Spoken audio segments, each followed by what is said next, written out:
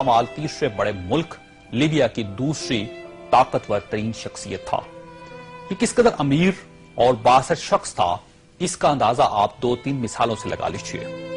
ये लंदन में था, इसे शुमाली लंदन का एक घर पसंद आ गया। इसने वहीं खड़े खड़े ये घर 1 करोड़ पाउंड्स में खरीद लिया। ये पाकिस्तानी रुपए में 1 अरब 40 करोड़ रुपए बनते हैं। इसने 2009 में मॉन्टे कार्लो में अपनी 37वीं सालगिरह मनाई। ये दुनिया की महंगी तरीन सालगिरह थी, जिसमें रूस के एल्युमिनियम टाइकॉन और लेक टेरी पास्का, सोने की कानों के मालिक पीटर मुंक और मोनाको के शहजादे अल्बर्ट समेत दुनिया भर की मशहूर शख्सियात ने शिरकत की। ये पेंटिंग खरीदने का शौकीन था।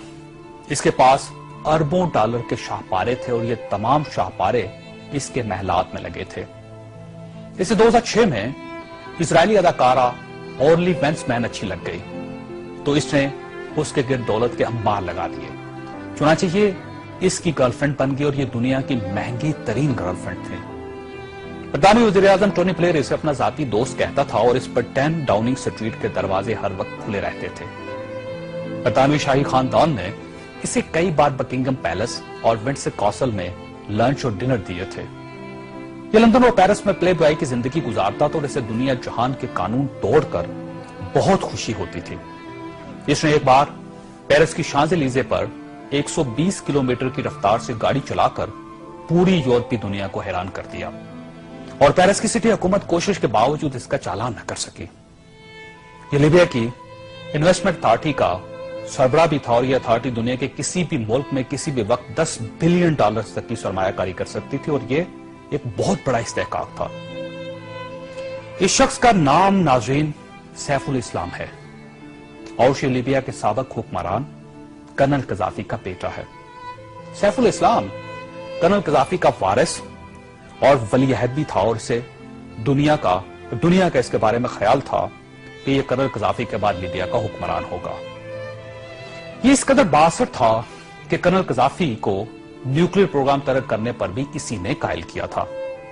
इसने बल्गारिया के उस मेडिकल ग्रुप को छुड़वाने में भी बड़ी मदद की थी जिस पर बच्चों को एड्स के टीके लगाने का इल्जाम था।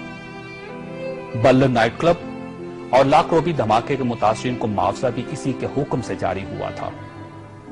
अब मैं आपको इसकी ताजा तरीन तस्वीरें दिखाना चाहता हूं।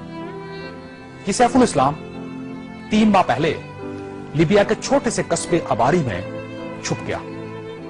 ये 2 दिन पहले 19 नवंबर को कस्बे के एक ऐसे कमरे से बरामद हुआ जिसमें बाथरूम तक नहीं था और ये बदबूदार पुराने कंबल में लिपटा था।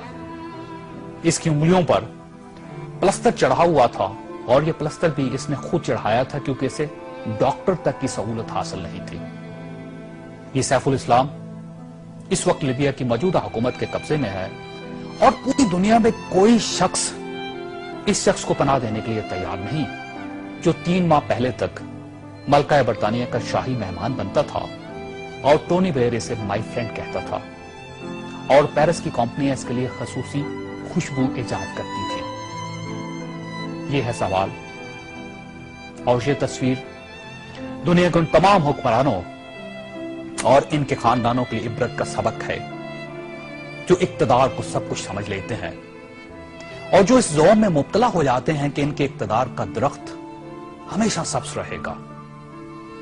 ये तस्वीर दुनिया भर के हुक्मरानों से चीख चीख कर कह रही है कि जो हुक्मरान आवाम का एतमाद खो देते हैं उनका ये इंजाम होता है।